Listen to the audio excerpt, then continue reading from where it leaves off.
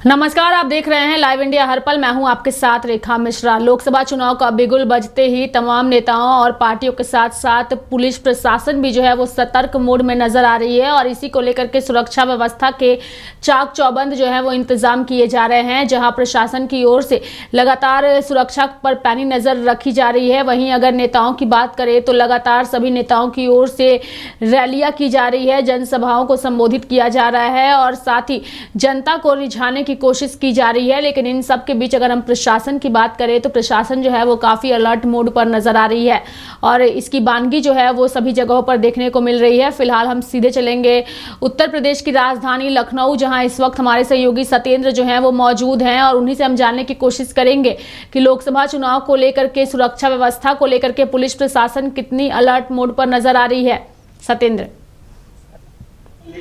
देखिए, उत्तर प्रदेश ही नहीं पूरे तरीके से पुलिस चुनाव को लेकर सक्रिय है। साथ ही साथ जो बड़े पर्व हैं, चाहे फिर वो ईद की बात करें या फिर होली की बात करें, इन सभी त्योहारों को लेकर पुलिस लगातार कानून व्यवस्था बनाने के लिए लगी हुई है। आचार संहिता भी लग गई है और चुनाव की तारीखों का ऐलान भी हो गया है। ऐसे में पुलिस के पास बड़ी जिम्मेदारियां हैं, जहां एक तरफ त्योहार के मद्देनजर सारी व्यवस्थाएं देखनी है, साथ ही साथ चुनाव को लेकर के भी पूरी तैयारियां हैं। हमारे साथ इस वक्त जो है आईपीएस प्रबल प्रताप सिंह जी मौजूद हैं, डीसीपी पूर्वी। हम उनसे बात करेंगे उनके जोन में किस तरीके की तैयारियां हैं, क्योंकि सभी जोनों में जिस तरीके से कमिश्नर साहब के आदेश पर लगातार पुलिस भ्रमण है और तमाम जो भीड़ वाले इलाके हैं वहां भी शांति व्यवस्था उपलब्ध कराने की कोशिश कर रही है। बहुत बहुत स्वागत है सर आपका। किस तरीके से अपने जोन में व्यवस्थाएं देखी जा रही है? जैसे लगातार अब आचार संहिता भी लागू हो गई और त्योहार भी हैं, ऐसे में बड़े अधिकारी भी आदेश कर रहे हैं, चाहे डीजीपी साहब की बात करें या बड़े अधिकारी भी, कोई भी किसी की बात करें, शासन की बात करें, तो किस तरीके की सारी व्यवस्थाएं हो रही है? देखिए, जो आचार संहिता के बाद से परिस्थिति जो है वो थोड़ी बदलती है और हमारा प्रयास है कि शांतिपूर्ण चुनाव हो और किसी प्रकार से इन्फ्लुएंस उठे तो चुनाव के मद्देनजर चुनाव को प्रभावित कर सकते हैं, तो बाउंड कराया जा रहा है। असलहा वेरिफिकेशन चालू किया गया है और ऐसे लोग जो कि असला की जिनको अभी आवश्यकता नहीं है, वे बात करके उनको असला जमा कराने के लिए भेजा जा रहा है। अपराधी जो कि ऐसे अपराधी जो कि चुनाव को प्रभावित कर सकते हैं, उनके विरुद्ध गुंडा और गैंगस्टर की। इसके अलावा जो क्रिमिनल्स, ऐसे क्रिमिनल्स हैं जो समाज में बदमनी फैला सकते हैं, उनके विरुद्ध एनएसए जैसी कार्रवाई के लिए तैयारी की जा रही है। जहां तक त्योहार का संबंध है, होली का त्योहार और रमजान के बाद में ईद उल अजहा का त्योहार, दोनों की दोनों अभी पीस कमेटी की मीटिंग गई है। इसके अलावा स्थलीय कर लिया गया है कि होलिका दहन के अवसर पर कोई ऐसी होलिका या ऐसे कोई स्थान ना हो जो कि विवादास्पद हो, यह सुनिश्चित कर लिया गया है और डिफरेंट मीटिंग्स की गई हैं जिससे कि शांति व्यवस्था बनी रहे। इसी प्रकार जब ईद का त्योहार आएगा उसके लिए भी हम लोग लगातार भ्रमणशील हैं, मीटिंग कर रहे हैं और आउटरीच करके जनता के बीच में जाकर के एक साथ स्थापित कर रहे हैं, कम्युनिकेशन स्थापित कर रहे हैं, जिसका समाज में शांति व्यवस्था में महत्वपूर्ण योगदान। भीड़ वाले इलाके की बात करें, त्योहार है तो ऐसे में चोरी या फिर छिनैती जैसी तमाम घटनाएं सामने आती हैं। इनको रोकने के लिए जो भीड़ वाले इलाके जहाँ मार्केट है, वहाँ किस तरीके की व्यवस्था की? जैसे पुराने समय में सीसीटीवी या फिर वहाँ पर पुलिस फोर्स मुस्तैद की जाती है या फिर पीआरबी के लोग, इस तरीके का क्या कार्यक्रम रखा गया? देखिए, मैं आपकी जानकारी के लिए लाना चाहूँगा कि भीड़ भाड़ वाले इलाके में जैसे शासन के निर्देश हैं, तो पेट्रोलिंग के खासकर शाम के समय में, विजिबिलिटी ऑफ फोर्स, इसके अलावा शाम के समय में और ऐसे वल्नरेबल प्लेसेस पर जो कि प्लॉटिंग के माध्यम से हम लोग चिन्हित करें जहाँ वारदात पूर्ण होती रही है, उन जगहों पर पुलिसिंग की प्रेजेंस, ये हमारा प्रयास रहता है। इसके अलावा जो केसेस आई साल जो केसेस हो गए हैं, जो वारदात उनका तेजी के साथ रिपोर्ट किया जाना, सही मुलजिम की गिरफ्तार और उसको जेल भेजा जाना, तो लगातार काम कर रहे हैं। आज जो अभी पहले पीसी की गई है उसमें आपकी जानकारी मैं लाना चाहूंगा, और शातिर बदमाश पकड़े गए हैं, जिन्हें कब्जे से लगभग आधा दर्जन वाहन और लगभग 1 दर्जन से ज्यादा बैटरी बरामद की है। अगर बात करें कि जैसे तमाम वांछित लोगों को पकड़ने की या फिर पुराने मुकदमों को खोलने की, तो उस पर किस तरीके की पुलिस काम कर रही है? वैसे तो देखा गया है कि कई मामलों का खुलासा हुआ है। जब त्योहार हो और चुनाव हो, ऐसे में बड़ी जिम्मेदारी हो जाती है, तो इस चीज को कैसे मेंटेन करेंगे? देखिए, ये सतत प्रक्रिया है, इसका चुनाव होने से ज्यादा प्रभाव नहीं पड़ता है। अपराध नियंत्रण एक सतत प्रक्रिया है, वो मतलब पुलिस ऑफिसर मैं कहना चाहूंगा, ये हमारा ब्रेड एंड बटर है, ये हमारा काम है। उसके लिए हम लोग लगातार काम करते हैं और जो भी स्ट्रेटेजी मैंने आपको बताई है, ये सभी स्ट्रेटेजी हम फॉलो करते हैं।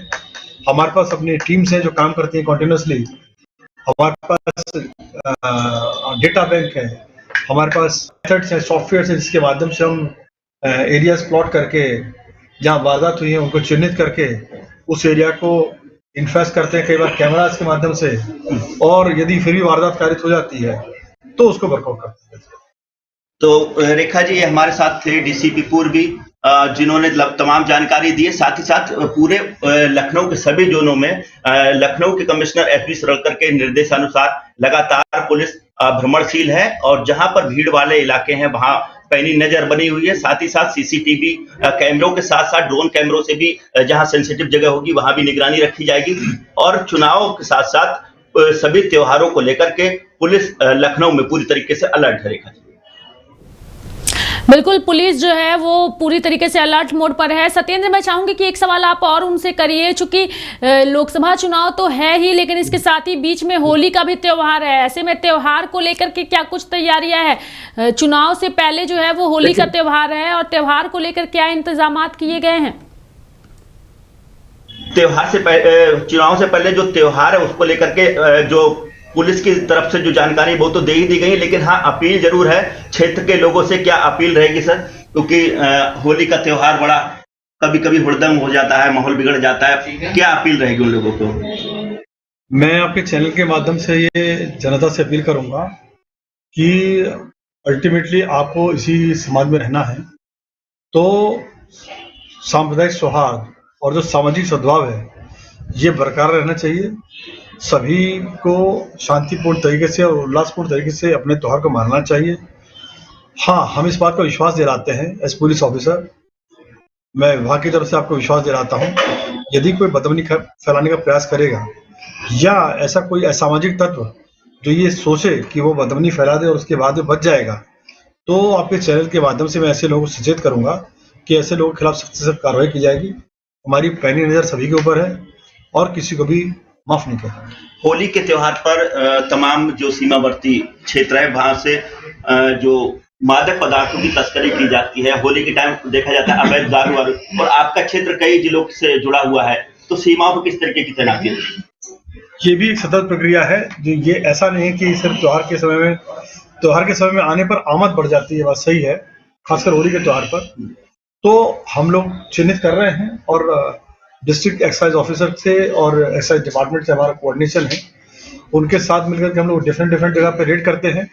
पीछे काफी रिकवरीज हुई हैं, एसटीएफ ने भी इस काम में हमारी मदद करी है, तो हम लोगों की व्यवस्था चाक चौबंद है। हमारा प्रयास है कोई भी ऐसा स्प्यूरियस लिकर या ऐसा कोई सब्सटेंस जो इंजूरियस हो हेल्थ के लिए, ये स्मगल होकर हमारे इलाके में लाने का। तो रेखा जी, तमाम जानकारियां प्रवीण प्रताप जी ने हमको दी हैं और लखनऊ में पुलिस लगातार अलर्ट है। किसी भी अप्रिय घटना घटने से पहले रोकने का पूरा प्रयास किया जा रहा है और जो घटनाएं घट रही हैं उन पर भी अंकुश लगाने का लगातार प्रयास हो रहा है। रेखा जी, बिल्कुल, धन्यवाद सत्येंद्र हमारे साथ जुड़ने के लिए और तमाम जानकारियां देने के लिए। तो हम आपको लखनऊ से दिखा रहे थे कि किस तरीके से पुलिस प्रशासन की ओर से वहां सुरक्षा के पुख्ता इंतजाम जो है वो किए गए हैं, लोकसभा चुनाव को लेकर के भी और साथ ही आने वाला जो पर्व त्यौहार है उसको लेकर के भी। अब हम रुक करेंगे, हमारे और भी सहयोगी जो हैं वो लोकसभा चुनाव को लेकर अलग अलग जगहों से जुड़े हुए हैं, तमाम लोगों से एक एक करके बातचीत करेंगे और सभी से जानने की कोशिश करेंगे कि फिलहाल उनके वो जहाँ मौजूद हैं वहाँ किस तरीके की सुरक्षा व्यवस्था है है और सबसे महत्वपूर्ण बात यह है कि जनता के बीच किस तरीके का नज़ारा जो है वो नज़र आ रहा है, सभी से जानने की कोशिश करेंगे। हमारे साथ इस वक्त कार्यक्रम में जेएमएम नेता शरद झा जी जुड़े हुए हैं, हम उनका रुख करेंगे और साथ ही फैजल जी भी हमारे साथ जुड़े हुए हैं। सबसे पहले हम जेएमएम नेता जो शरद झा जी हैं उनके पास जाएंगे और उनसे जानने की कोशिश करेंगे कि शरद झा जी, लोकसभा चुनाव का बिगुल बज चुका है, लेकिन अब तक आपकी पार्टी की ओर से यानी कि महागठबंधन की हम बात करें तो उनकी ओर से उम्मीदवारों के नाम का ऐलान नहीं किया गया है। शरद जी,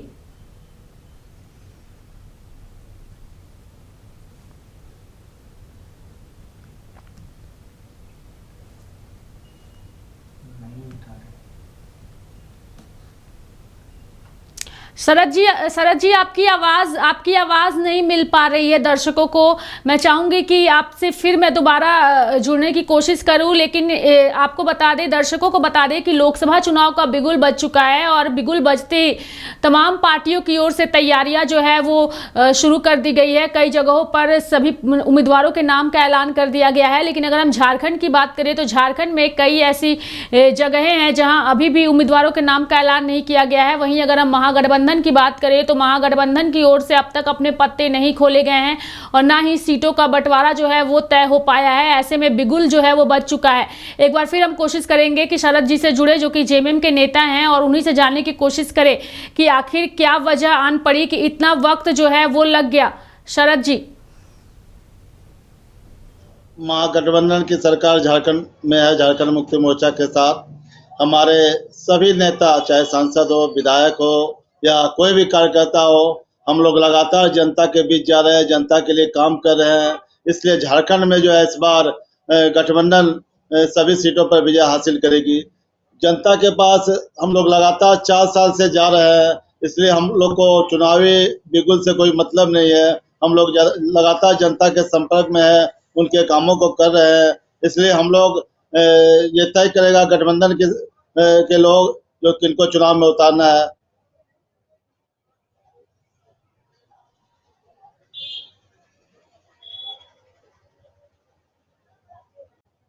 नेटवर्क नहीं है क्या? बिल्कुल शरद जी, चूंकि जिस तरीके से इतना लंबा वक्त आप लोगों की ओर से लिया जा रहा है, अब तक उम्मीदवारों के साथ साथ अब तक सीट शेयरिंग को लेकर भी तस्वीरें जो है वो स्पष्ट नहीं हो पाई है, तो ऐसे में क्या लगता है इसका फायदा बीजेपी को जो है वो मिल सकता है? चूंकि बीजेपी ने पहले ही आपकी पार्टी के एक सांसद को जो है वो तोड़कर अपनी पार्टी में मिला लिया है, तो ऐसे में क्या लगता है आप लोग जो देरी कर रहे हैं इसका फायदा बीजेपी उठा रही है?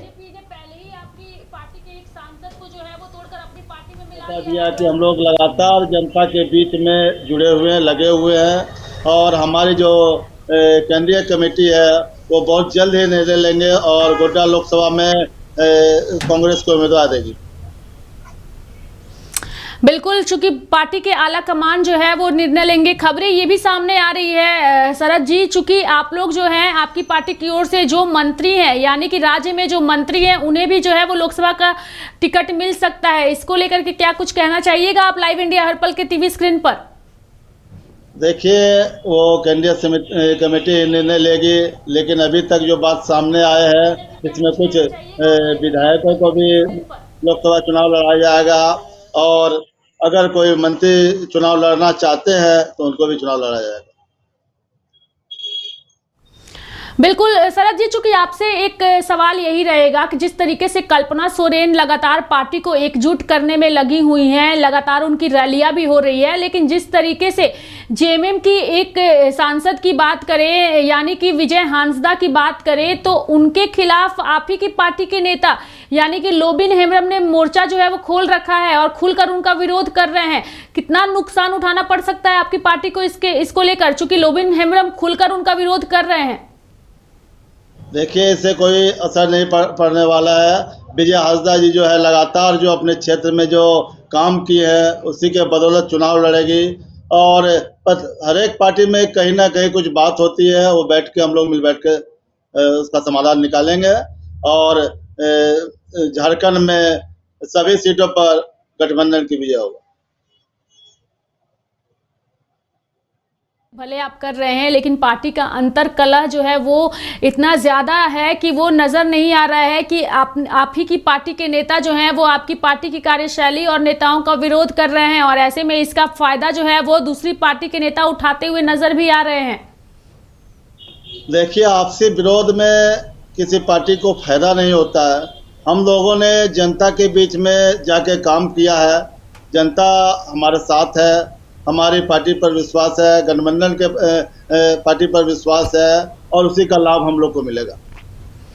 कल्पना सोरेन को लेकर खबरें हैं कि दुमका से वो लोकसभा का चुनाव लड़ सकती हैं, उसको लेकर क्या कुछ कहना चाहिएगा आप? अगर पार्टी कल्पना सोरेन को दुमका से लड़ाएंगे तो निश्चित तौर पर वहाँ विजय होगी, क्योंकि वो सीट शुरू से ही हमारे आदरणीय गुरुजी श्री शिबू सोरेन के क्षेत्र पड़ता है, और वो लगातार वहाँ से विजय होते हुए आए हैं। तो निश्चित तौर पर अगर कल्पना सोरेन को दुमका से लड़ाएगी तो निश्चित तौर पर वो विजय हासिल करेगी। चलिए, बहुत बहुत धन्यवाद हमारे साथ जुड़ने के लिए और तमाम जानकारियां देने के लिए। तो ये थे हमारे साथ जेएमएम नेता शरद जी, जो कि देवघर से हमारे साथ जुड़े थे। जेएमएम के काफ़ी पुराने और वरिष्ठ नेता हैं, और ऐसे में पार्टी को लेकर के, पार्टी की चुनावी तैयारियों को लेकर के लगातार सतर्कता और सुरक्षा व्यवस्था के साथ कामकाज भी कर रहे हैं, और ऐसे में उम्मीद जता रहे हैं कि अगर पार्टी कल्पना सोरेन को लेकर निर्णय लेती है तो इसका फायदा आने वाले दिनों में पार्टी को मिलेगा। हमारे साथ इस वक्त पटना से हमारी सहयोगी आयुषी भी जुड़ चुकी हैं। चूंकि आयुषी से हम यही जानने की कोशिश करेंगे, आयुषी इस वक्त आप कहां हैं, और ऐसे में अगर हम जनता के मूड को जानने की कोशिश करें तो जनता के दिमाग और मूड में फिलहाल क्या चल रहा है लोकसभा चुनाव को लेकर? आयुषी। रेखा, इस वक्त मैं मौजूद हूँ पटना के इस्कॉन मंदिर के पास, और यहाँ पे जो जनता है वो लोकसभा चुनाव को लेकर बहुत उत्साहित नजर आ रही है। कहीं ना कहीं अपना नेता चुनने के लिए वो उत्साह में नजर आ रही है कि उन्हें इस बार किस मुद्दे पर अपने नेता को चुनना है, केंद्र में किसकी सरकार उन्हें देखनी है।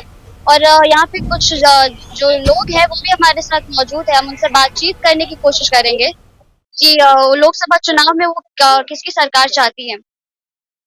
लोकसभा चुनाव है और इस ऐसे में आपको केंद्र में किसकी सरकार चाहिए? देखिए, हम लोग सरकार जो गरीबों को ध्यान दे, रोजगार और महंगाई को दूर करने के लिए सोचता हो, उसको हम लोग चाहेंगे। न कि पूंजीवादी व्यवस्था को कायम रखने, जैसे नरेंद्र मोदी जी का तो एक ही लक्ष्य है, पूंजीवादी को बढ़ावा देना। उसका जो भी सिस्टम हो पूंजीवादी बढ़ाने के लिए, पूंजीवादियों को लाना, बड़े बड़े कारपोरेट घराने को फायदा देना। किसान को अगर कोई ऋण माफ करना है तो नहीं, उसके गाय भैंस खुल जाएगा, लेकिन उसको 20-20 हजार करोड़ कारपोरेट घरानों को माफ कर दिया जाएगा। ये पूंजीवादी व्यवस्था उनको चाहिए। हम लोग को चाहिए जो गरीबों को, किसान को, और जो बेरोजगारी है उसको पर ध्यान दे। पढ़े लिखे युवा है, बेरोजगार पड़े हुए हैं, नौकरी का ऐसी करे। न तो वो तो संविदा पर बहाल कर रहे हैं, और संविदा पर भी कारपोरेट घराना घुस गया है, उसको एजेंसी बना दिया गया, वही एनजीओ के माध्यम से संविदा पर बहाल होता है, नौकरी नहीं देना है। तो हम लोग नहीं चाहते हैं कि नरेंद्र मोदी फिर पुनरावृत्ति करें, बेरोजगारी बढ़ती